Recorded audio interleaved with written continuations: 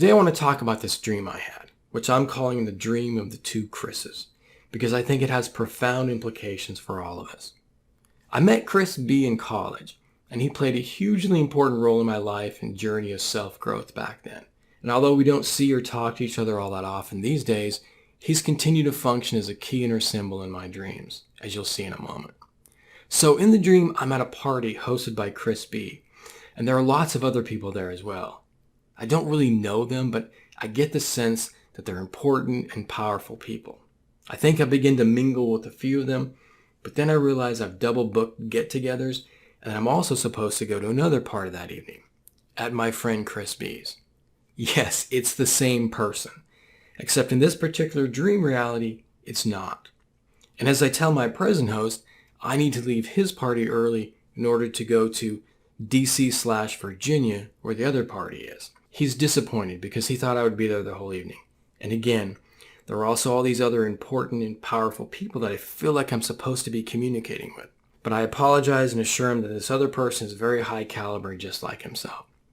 Now, I love Chris as a dear friend and a brother. But as I said, at a psychic or spiritual level, he's also functioned as a key symbol for me in my own self-development. This goes back to the Enneagram, the personality modeler system, specifically as interpreted by Kathleen Hurley and Theodore Dobson in What's My Type, their first of 3 books on the Enneagram.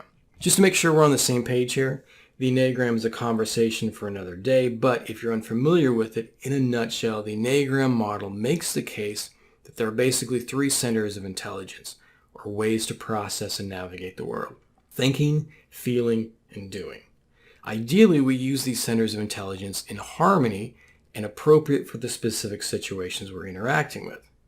In reality, however, it's really easy for us to fall in love with one of these centers of intelligence because we're good at it, we identify with it, it's comfortable, etc. And we also tend to reject one of the other intelligences because we feel we're not good at it, or it's very uncomfortable for us. So one intelligence gets way overused, one gets way underused, and the other one sort of gets misused in order to help keep this imbalanced contraption that is our stunted personality somewhat together.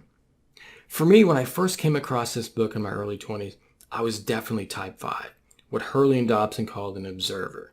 Very comfortable in the world of thought and ideas, and very uncomfortable in the world of doing, taking action, freely navigating and thriving in the world of others. Now, others who have taught the Enneagram may have also touched on this concept, but for me, I've only found it in the Hurley and Dobson materials. And that's the idea that the key way to transform your own undeveloped or imbalanced personality type is to adopt the best qualities of a specific other or opposite personality than your own. Because that really is the goal, to have your abilities to think, feel, and do all working together like a well-oiled machine or a well-developed human, and not to have them misused and contorted into and barely holding together some horribly misshapen contraption in half-life. For me, and per Hurley and Dobson, my fix in my quest to transform, as they put it, from observer to explorer, was to adopt the best qualities of the type A personality type, the confronter, which Chris B clearly was, specifically to work on being more spontaneous, creative, and involved in the world. Chris was and is larger than life. And a confronter personality does not have to be negative. I do remember witnessing people back in college meeting him for the first time and instantly recoiling out of fear of his intensity.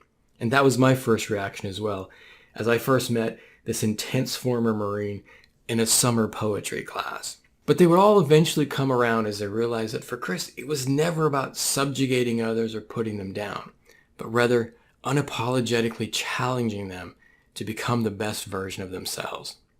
He's also since given himself a nickname, the Bulldozer of Love.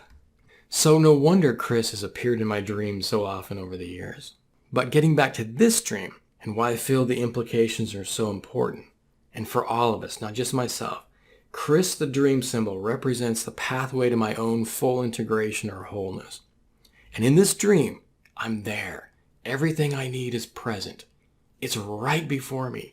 Not just Chris, but all these other important and powerful people, or forces, or energies, or whatever you want to call them. And yet I feel like I need to leave and go somewhere else to get what I need. And the DC/Virginia reference is significant. 2 or 3 years back, we actually went and stayed with Chris and his family where they live in Northern Virginia for a week, visiting a lot and also touring Washington, D.C. Now, as far as dream symbols go, this one is perfect. For me, and dream symbols are personal, DC is the perfect symbol to represent the external world. The world of Caesar, as Jesus and Neville Goddard, and probably some others over the years, have referred to it. The world of Caesar isn't bad per se, but this is what we do, and this is why we so frequently struggle and flail about cluelessly. We look for something outside of ourselves to fix us, to heal us, to protect us, to fulfill us, to give our lives meaning. Doesn't matter what it is. Wealth, fame, a specific lover or career, a new car or house, whatever. Again, nothing wrong with any of these things, but they do not complete you. Everything we need is already within us and has always been within us. And if we would just stop running around long enough, either in the material world or through the halls of our monkey minds, and just allow the connection to take hold, we would experience it ourselves. Thanks for watching and listening. If you enjoyed this video, please give it a thumbs up. And if you're not already a subscriber, please consider subscribing, as I'm now routinely adding new content. The Renaissance for War channel is about helping you to transform and live the best and most rewarding life possible. So be sure to check out the playlist section of the channel so you know you're not missing anything, and so you can find the videos you're most interested in. All videos are organized by playlist category, and I also try to add relevant bonus videos from other channels when I find ones that I think you really like. Okay, I'll see you in the next video.